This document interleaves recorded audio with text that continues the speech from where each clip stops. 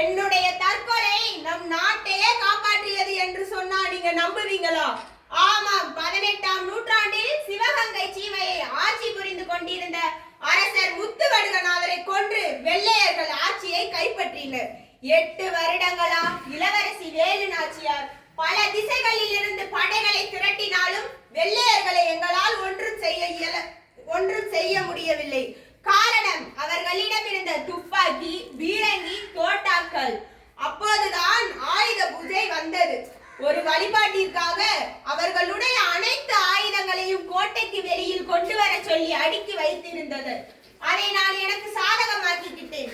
பக்கத்தில் எரிச்சுக்கிட்டு இருந்த நெய் தீபத்தை எடுத்து என் மேல் வைத்துக் கொண்டேன். என் மேல் நெருப்பு பரவியது. பரவிய தீயோடு ஆயுத கிடங்கில் ஆனந்தமாய் போய் குதித்தேன். அனைத்து ஆயுதங்களும் வெடித்து சிதறியது. எனது உடல் எனும் ஆயுதமும் எரிந்து சாம்பலானது. ஆயுதங்கள் ஏதும் இல்லாத ஆங்கிலேயர்களால் ஒன்றும் செய்ய இயலாத நிலையில் எங்களது வேலு நாச்சியார்